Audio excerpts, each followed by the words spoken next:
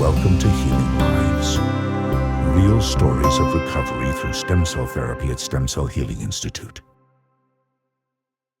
Thank you for taking the time. I think it's important for any business, whether it's products or services, to always have the human side to it. And I think the best way to do it is a person to person and looking people in the eye and just asking how they are, how their experience was. So I would like to start by saying, when you first contacted SCHI, I think you were kind of at your wits' end as to what to do. So what was Abby going through at the time? What were you going through at the time? And why ultimately you decided on stem cells? Because usually people go through research and options, and they get a diagnosis, and they try different things. And usually stem cells come at the very last end. Yeah. I don't know if it's a last recourse or what, but it's usually left until all other options are looked at. So just to kind of do a walk back with you guys, how did you decide on stem cells in the first place? Well, I mean, as you say it, Lucia, we had, Abby had been very, very unwell for a long time. It had been about a year and a half of very low functioning, which actually reached the point for her where it was virtually no functioning. It all sort of started at the end of 2022. She had a faint out of the blue at school. She collapsed. Was unconscious for 20 minutes, and of course the school called the ambulance. She came around after that 20 minutes, and everything else was we had no answer as to what had happened. All the checks were done in the hospital. What happened after that was she progressively had more and more of these collapses that were happening more frequently, and with no proper answers. She was fatigued after them, and gradually it just got to the point where she was suffering extreme fatigue, constant or regular collapses, long periods of just being unconscious, bodily pain. Ultimately, what had happened is her whole system had just shut down.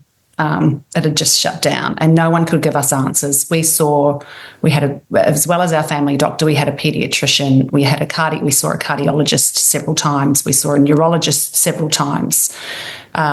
We were referred to a rheumatologist. The rheumatologist said, "We can't help you, don't bother coming." We saw a naturopath. The naturopath helped a little bit with we're getting some better hours in between the bad ones, but she was still virtually non-functioning. She couldn't attend school the following year. It had got so bad, and we were just beside ourselves with getting no answers and seeing our, at the time, 16-year-old daughter not able to see her friends, not able to attend school, not able to really get out of bed. At her worst, she could get out of bed for maybe 2 or 3 hours a day and then go back down. And a lot of the time we couldn't even wake her up. She was just not even asleep. It was unconscious. We had no real answers. So in my mother mission desperation, I got to do the researching, and I started to get a bit of an idea that stem cells are pretty amazing things. So we looked to ways over here that we could try and get the stem cells for Abby to produce more stem cells to do this amazing repairing work that I could see that they do. And what we were looking at were things like hyperbaric oxygen therapy and red light therapy and things like that people might know about, biohacking and what have you. But again, we tried when she was well enough to get her along to these things, but it really honestly felt like, I think I used the analogy, throwing a cup of water at a raging fire. It was just way too slow, just not enough of this Abby's system, which was completely overwhelmed. So in the course of my research, I came across a podcast where I saw our lovely Dr. Z, and she I just couldn't believe it. One of the podcasts that I watched, she was describing Abby to a T. She was describing Abby's symptoms. And she said, you know, with everything that we've done in this field of stem cell therapy, we feel that this is something that is really, and even further research around it is needed. But this is something we really feel like will help, because it was post-vaccination syndrome. It was basically what it was looking like. And of course, and the COVID being a fairly recent phenomenon that had happened, this is a fairly new ground, and doctors are not recognising it properly over here anyway. So we, of course, got in touch, and I will say we're very aware that there are other stem cell clinics around parts of the world, and we looked into several of those, didn't we? Yeah. We were looking at all the options. We chatted with Dr. Zara, and we just knew at that time that she was the one for us.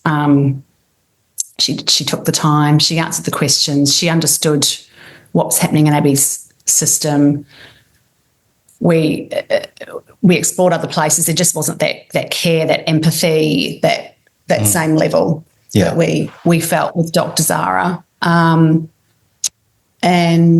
There was just, I guess, that instant connection and trust. So we, as Eve said, we spoke with and interacted with a few different clinics, but I guess we found them just to be quite commercial, whereas when we had that connection with Dr.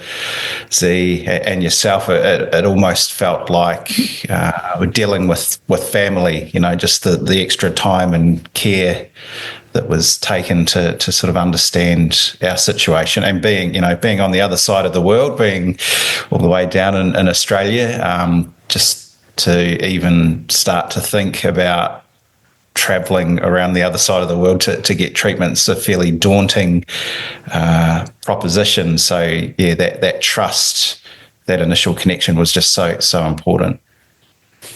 Yeah, I think we try to be, we make it a point to be approachable, accessible, because I think we're very aware that it's a big leap of faith for people to just do this with a doctor and have something resonate with you in such a way that you say, that speaks to me, because that is my daughter to a T, just like you just said. But that comes from the process of doing the consults, of going and being diligent about doing the blood work, and just making a decision on doing the prepping and saying, I'm going to do it. But it starts with reciprocity, especially on the side of the doctor. And it's a big leap of faith. I mean, you traveled from the other side of the world. So obviously something resonated with you. You had a diagnosis. I remember very clearly. Well, 2 or 3 different diagnoses, FMD, POTS, and other stuff, no? Yeah. But again, the treatments that we were offered here were just not going to help with those. We were offered things like take a lot of electrolytes for the POTS, go and see a physiotherapist, go to counselling. Those were the only things that were really offered to us. Firstly, they were so limited in what sort of help they could provide to Abby, who was so unwell. And she couldn't even really get to those appointments anyway. It just was doing really very little. Yeah, I always say it's a leap of faith. It's a family affair, because it is, especially when you're dealing with a daughter and a miter. More so, no, I think. But nonetheless, I think anyone doing this, everyone is behind it. Most families make decisions as a group, and they wanna be part of the whole process.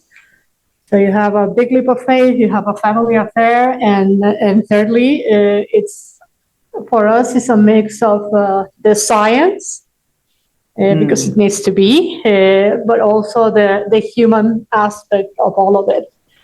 So once you're here, what was your experience with treatment? Everywhere, and since you started with your arrival, your protocols, your hospital day, and I might even go back one step, if that's okay. I might even just go back one step just before we got to Guatemala. And it was in the lead up to, it was after we'd met and formed that connection and decided that this was going to happen. It was several months before we came over. And of course, the free care that was provided by your team, by Dr. Zara and the team, was just amazing. And it was the only way that we could actually get Abby onto the plane, to be honest. We were concerned about her even being strong enough for the trip. We were supported right the way through with what we needed to do, with the protocols, the treatment plan, the pre-treatment plan that we needed to do here.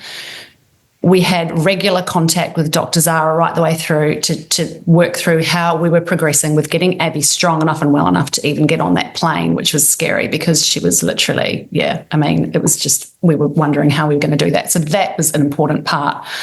But of course, on our arrival, look, we just, again, daunting thought to go to Guatemala. Many of our family were like, where are you going? You're going to Guatemala. Okay, it sounds like something out of a movie, right? But they could see that we needed to do this and that we knew that it was the right thing for our daughter. We arrived in Guatemala.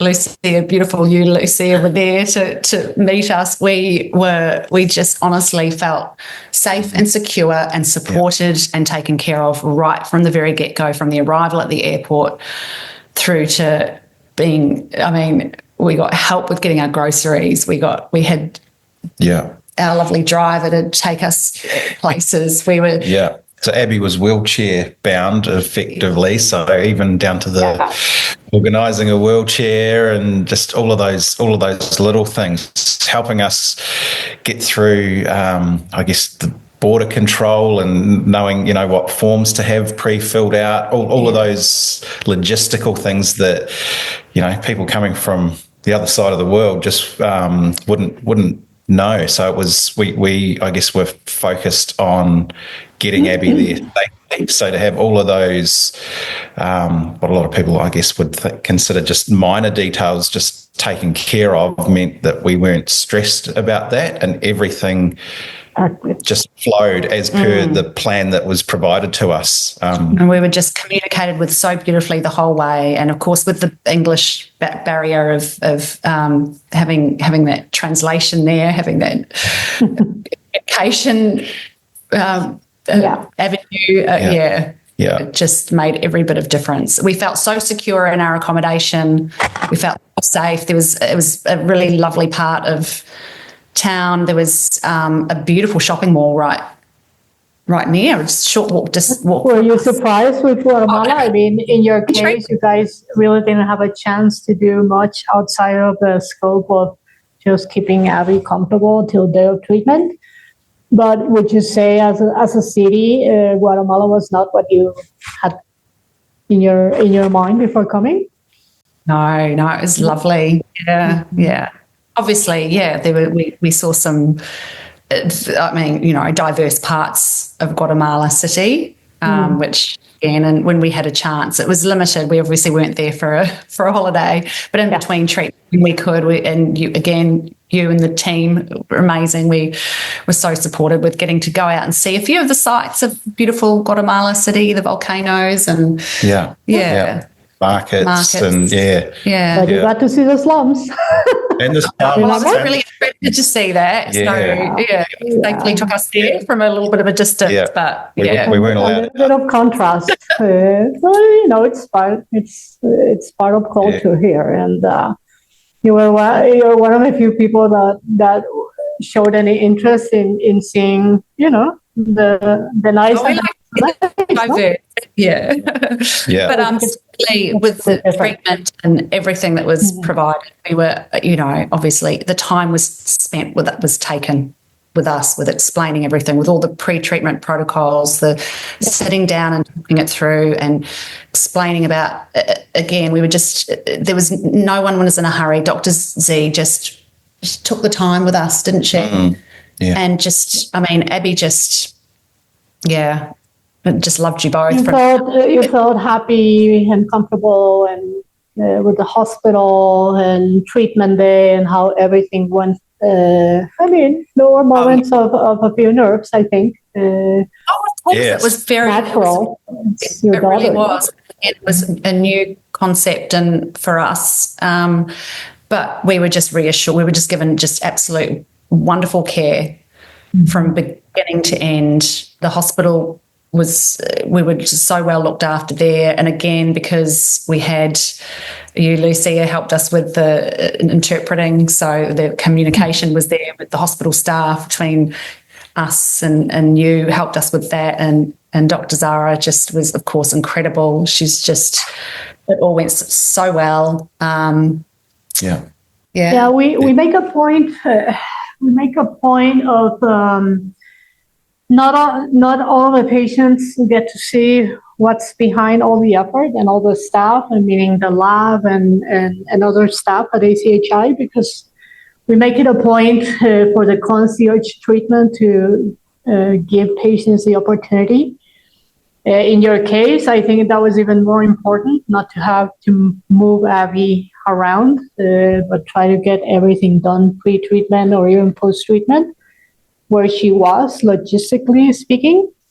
But there's a lot of effort that goes behind it. But we try to make it a point to give patients the opportunity to fill their days with being able to do other stuff. In your case, it was just being able to be calm and let Abby just be.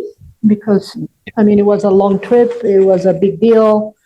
And I think that dynamic of giving that time to patients for whatever they choose to do kind of, prepares them for treatment day. Everyone is more serene. So maybe next time that you're here for other reasons, you actually do the touristy things. I hope so. I hope that you do. And most importantly, if I were to ask you guys today, how is Abby doing? What was the progress that you saw fairly soon? Then what came later? How is she doing today? What are the biggest differences? How is she doing in general? How do you feel a year later? June 6th is going to be her 1-year anniversary. Yeah. It's How do you feel? It's honestly, I'm going to probably get emotional. That's okay. We can edit it out if you want. Abby has literally been given. She literally has her life back. She went from a virtually non-functioning young lady to a fully functioning, nearly 18-year-old. She's 18 tomorrow.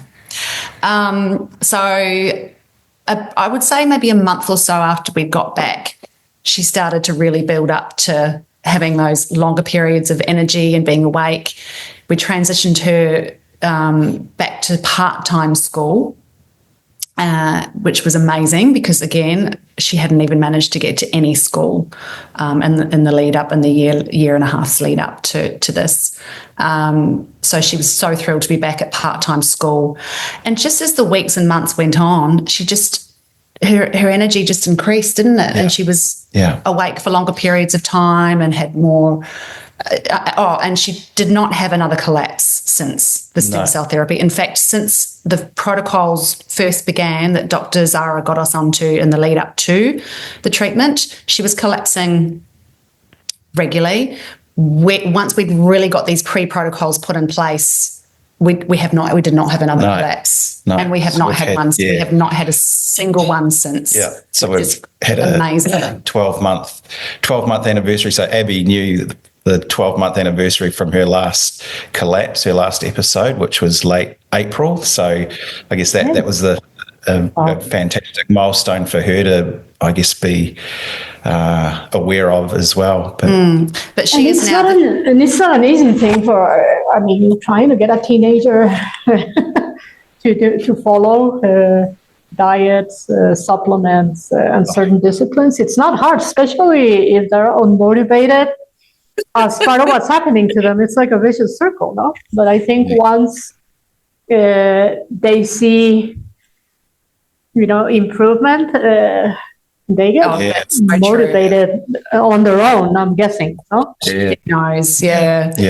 But no, certainly. So we've now built up to, she's at school. She's in her final year of school this year. She is full-time at school. She is driving. She's getting her hours up for sitting her driver's license. She's seeing her friends. She's going to the gym. She's looking after her pets around here. She's an animal lover. She's going to be doing nursing next year to study. Really? She's inclined?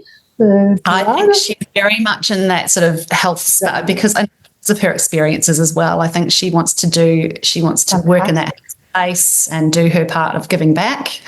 So she's very excited about commencing her nursing next year. It's just, there is honestly, Lucia, I will say, I don't think there's a day that goes by that we don't stop for a minute and just have a moment and just feel so grateful. Oh, I'm so happy. I'm so happy. Doctors are in the team, and it's like we've said before. With kids, you just want them to be happy and confident, no?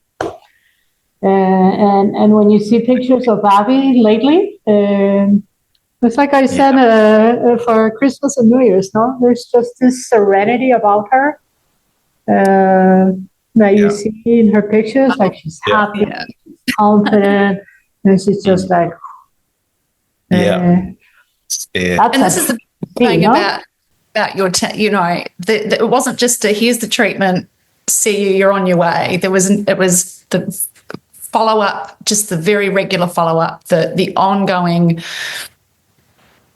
everything that being put in place with the pre-treatment is just, we've got a version of that we continue on, and just in terms of just healthy lifestyle supplements, and you check in, and we're just it's just been amazing, and I know you genuinely just care so much. We do, team. And I think she's very lucky that she had parents that were so diligent in getting her aligned to that pre-treatment protocol, because there are cases, and it is so different for each person that crosses that we cross paths with. No, each patient has a different ailment, requires a different prepping process, and in your case, again, it's not easy to get a 17-year-old. You need to do this, you need to do that, especially if they're not motivated because they're not feeling well. And so I think she's very lucky. I think this is proof that all of the screening process that we do and what we try to insist on for certain patients prior to coming with you, it was easy because logistically we knew it would take you some time to come. It required some planning, 2 working parents coming from halfway across the world. So there was time to say, start doing this, do it diligently, and it'll pay off. And it did. Happily. For anyone who's gonna see this podcast soon, that is thinking of stem cell treatment for whatever condition it might be, what would you say to them, and why they should think of just checking ACHI out? What would you say to those people? Well, I mean, we have just experienced firsthand the power of stem cell therapy. I mean, it's just, we have gone from one extreme really to the opposite end of the spectrum. It's just been quite incredible. I mean, the science is just obviously there for starters, and we've just really seen the power of it's regenerative medicine. It's regenerative medicine, and I wish there was more of it. It's just but there isn't. And a Stem Cell Healing Institute, gosh, again, we researched, we were in touch with several others that we could have gone with, and it just, that level of care, that understanding of Abby's health condition, that constant and ongoing communication, that time spent, the pre-care, the care that we received while we were in your hands, the follow-up afterwards, just second to none. I know that we wouldn't have got that anywhere else, quite frankly. And in Australia, we certainly, it's like medical care that we have not even experienced in Australia, which has got a very good medical system and health system. Yeah. So, yeah. And it's there. We made the right choice. Yeah. We absolutely made the right choice to come to Stem Cell Healing Institute. We're so very happy for you and Abby, and it's a family thing. And once a person recovers and goes back to her old self or to his old self, whoever the member might be, the family dynamic changes, for the better. And it evolves, thankfully, as she keeps evolving, so does the family, So it is a family affair. It's not just for the fact that it was a minor. Our experience is you see how it impacts the immediate circle of the person. It's a big leap of faith, and you took it.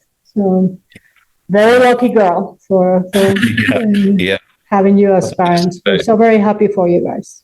Yeah, thank you. I think a big learning for us, and obviously everybody's journey is different, but for us here in Australia, I guess we came to a dead end, and if we'd listened to the doctors on the ground here, we'd still be in the same position we were. But so I'd say, you've got to have that, you've got to advocate for yourself, for your children, and do your research and leave no stone unturned. And research was Eve's superpower, and we turned over all those stones and connected with Dr. Z. So I would just tell anyone out there researching, take the time to have a conversation and a connection with Dr. Zara, and you will not be disappointed. Oh, thank you so much, guys. Thank you for taking the time today. We hope to see you soon. It's just been lovely to see you, Lucia. Welcome to Healing Lives. Real stories of recovery through stem cell therapy at Stem Cell Healing Institute.